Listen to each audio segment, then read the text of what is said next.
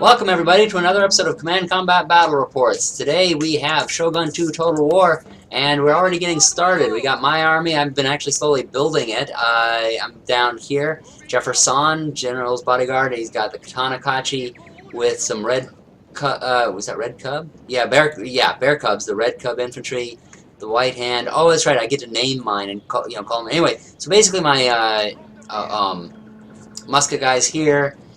Yariki cavalry over here, and it looks like he's got. Oh, and I got some Yariki. Oh, the Apocalypse Horseman, the Yariki. That's my elite guys. With me today is Troy. Hi, Jeff. I got my beer. I got my chips. I really don't care who wins. And so, let's see, where they got their Yariki here. It looks like they're being aggressive with their Yariki on my left flank, pushing forward, and I got my infantry pushing up in the front there, and I'm bringing the Yariki over to this side. Usually I start off with cavalry on both flanks to kind of protect me, but if he pushes on one side, then I'm going to go ahead and push back, and he only has one thing of cavalry over there. Meanwhile, he's got his general's bodyguard, Imperial cavalry. Wait, does he have two general bodyguard? The general's bodyguard there, a Yariki here, and Imperial guard. Okay. So there we go. We're starting with the shooting already. He's shooting at my Yariki that's sort of crossing out in front of there. Seems that he's doing sort of an aggressive move right in the front.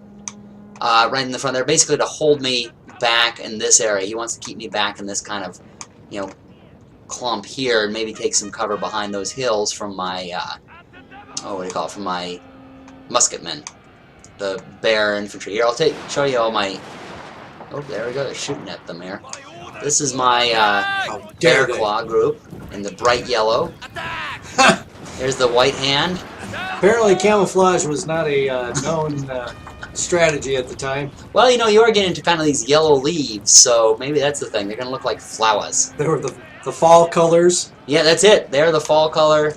This is the white hand, named after the, orcs in Lord of the Rings. Oh, that guy. I like how this one guy's walking kind of daintily. The guy on the he's like, yo, man, I'm gonna be my own man. And then you got the red guy, the bear cubs back there, kind of holding as the reserve. What are they doing on the other side? It looks like both sides are kind of taking cover on each side of the hill. And he's got these cavalry over here he's gonna try to do something with. Oh, and he's got this cavalry over here who's gonna try to swing around. Oh, he's trying a double flanking maneuver. Yeah. Do I have some? I thought I put both my cavalry over here. There we go. There's one fight going on. Where's the other rest of my cavalry? He's got your guys hemmed in there on the left hand, on the left flank, Jeff. I'm not sure that's looking too good for your guys. Not very much, no. In fact, they're wavering as it is. Where'd my rest of my cavalry go? Oh, here they are. Katana. No, that's Katana Kachi. That's the infantry. I understand Alexander the Great uttered the same words. Where's my cavalry? Where's my cavalry? Well, here's the general's bodyguard trying to take the shrine, which would give what? What would it give? Increase the morale of all units. But now they're chasing the general's bodyguard away. Yeah, and without cavalry, now I'm going to be pretty blind. I think that they must have gotten killed. Oh, you know what? They were crossing in front. They probably got shot down. Lee actually said that with just before the Battle of Gettysburg. He's like, "Where's my cavalry?" That's the reason he didn't know where the enemy was. Stuart had gone around on one of his dramatic rides around the enemy. That's probably something I tried. It looked like I was trying to concentrate. Less talking, more dying. I was trying to concentrate over here in these woods, and they must have gotten killed on the way. Anyway, all right. So now we're hemming in. Oh, you know what I was doing is I was creating, because he now had all this cavalry. And you can't do a square formation. I don't know why they got rid of the square formation. People say, well, the cavalry wasn't effective anymore. But I'm sorry, but cavalry's pretty darn effective in these games. So I created my own sort of semi-square formation with a reserve in the center to hold against his cavalry coming. Does he have anybody coming up my back end here? Doesn't look like it. I hate it when that happens. I hate when people come up my rear end. What's this way over here? Oh, Yariki, he's going to take the shrine over there. Oh, I just realized I missed a great "that's what she said" moment. You did! Ah! Are they coming at my rear? This guy loves his cavalry. Man, how much cavalry does he have? It's, B4, General's Bodyguard. What's this guy? Yari cavalry. Looks like he's kind of Imperial Guard. latched onto a sort of blitzkrieg style of attack. A lot of highly mobile units, fast moving, in the hopes to outmaneuver you on the battlefield.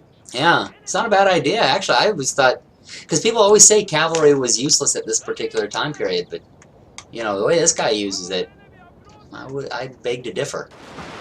Oh, and he's got that seems to be riflemen, because his range is clearly beyond mine. What are they? Imperial Guard cavalry. So they must be the sharpshooter cavalry, and they're just able to outrange my guys who are standing there in formation. Ah, there we go. They're getting back into place and firing back, but Not before they've taken some casualties there.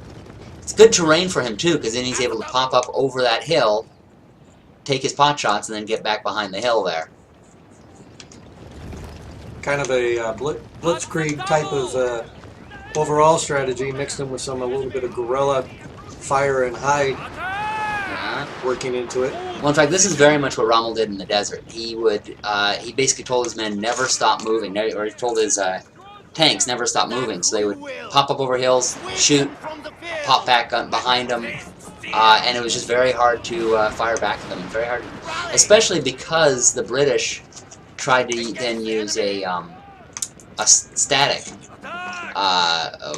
what do you call it? Static sort of formation, static defense. Which then they were able to, as you can see here, just ride all around them and you know, fight on their terms. And there we go, trying to get information. He's hitting me from the opposite side, so get me to look at one direction and then hit me from the other side and then envelop. It's a really good strategy. Yeah, his timing is pretty darn good. When he brings in the second half of the hammer and anvil there, it was very nice timing. Yeah, yeah. And he had you coming into this game, if I can say, Jeff, really had you at a disadvantage. I think while force concentration is something that you and I have talked about quite a bit, I think you almost had too much force concentrated in that small area. Yep. Especially against his very mobile force. Well, anyway, that'll about do it for us here. Thank you all for watching. Be sure to subscribe, watch us on Command Combat Reports, and CommandCombatReports.com, and Facebook and Twitter and all that. Send money. Happy gaming, everybody!